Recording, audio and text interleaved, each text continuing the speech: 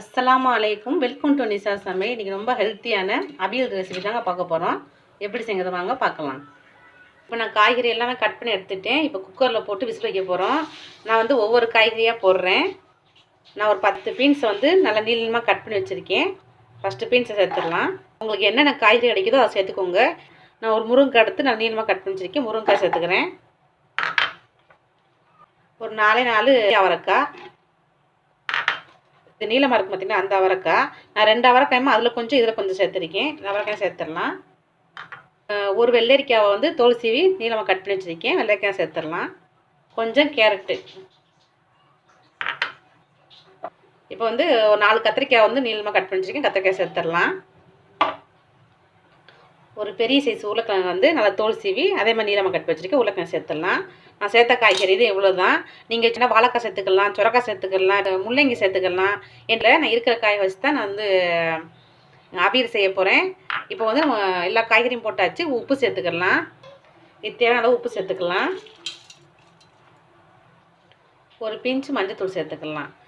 சேர்த்து நல்லா மிக்ஸ் பண்ணி விட்டுடலாம்.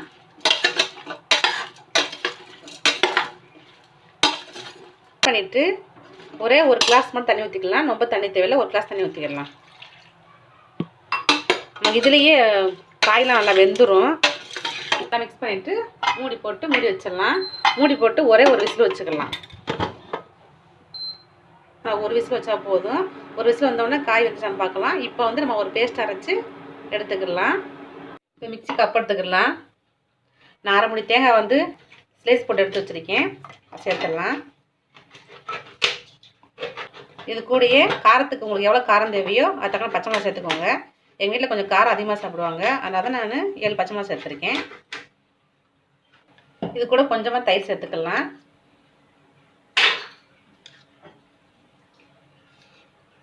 மூணு டீஸ்பூன் தயிர் சேர்த்துருக்கேன். இதை வந்து ரொம்ப நைஸாக அரைக்கக்கூடாது. கொஞ்சமாக குறைக்கணும் அரைச்சி எடுத்துக்கணும். அரைச்ச பிறகு எப்படி இருக்குன்னு பார்க்கலாம். அவ்வளோதான், அரைச்சி எடுத்தாச்சு. இப்போ லைட்டாக இருந்து இப்படி குறைக்கணும் அரைச்சி எடுத்துக்கலாம். அப்போ தான் அவியல் ஒருக்கு நல்லாயிருக்கும். இப்போ இருக்கட்டும். விசில் வந்துட்டு இப்போ ஸ்டவ் ஆஃப் பண்ணிடலாம். ஆஃப் பண்ணிட்டு அது விசில்லாம் போகட்டும். விசில் நல்லா வெடிச்சு ஓப்பன் பண்ணி பார்க்கலாம்.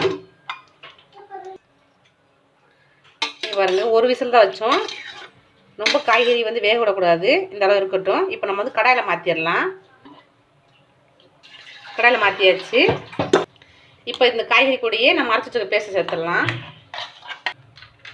இந்த பேஸ்ட்டை வந்து ஜீரகம் சேர்க்கணும். ஒரு டீஸ்பூன் ஜீரகம் சேர்த்துக்கோங்க. நான் வந்து அதை வீடியோ எடுக்க மறந்துட்டேன். சேர்த்து நல்லா மிக்ஸ் பண்ணி விட்டுக்கலாம்.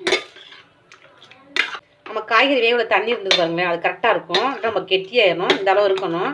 அப்போ தான் அப்படியே நல்லா டேஸ்ட்டாக இருக்கும் சாப்பிடும்போது. நல்லா மிக்ஸ் பண்ணியாச்சு. இப்போ நம்ம தாளிச்சு ஊற்றிட போகிறோம். தாளிச்சு ஊற்றினாக்கா அவியல் நமக்கு ரெடி ஆயிடும். அவ்வளோதான். ஸ்டவ்வில் கடாயை வச்சு ஆயில் ஊற்றிக்கலாம்.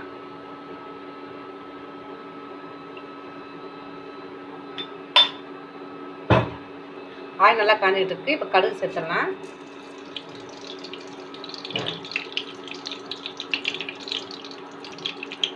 கொஞ்சம் ஜீரகம், ஒரு கொத்து கருவேப்பிலை,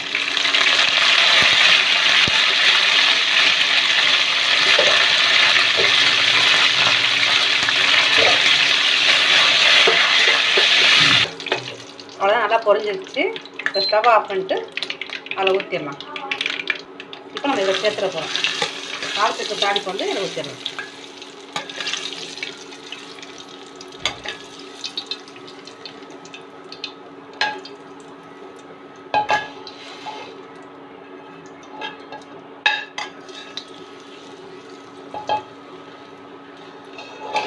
அவ்வளோதாங்க, நமக்கு எம்மியான அவியல் ரெடி ஆயிடுச்சு. நம்ம நீங்கள் ட்ரை பண்ணி பாருங்கள். இந்த வீடியோ உங்களுக்கு பிடிச்சிருந்துச்சுன்னா லைக் பண்ணுங்கள். மறக்காம சப்ஸ்கிரைப் பண்ணி வச்சுக்கோங்க.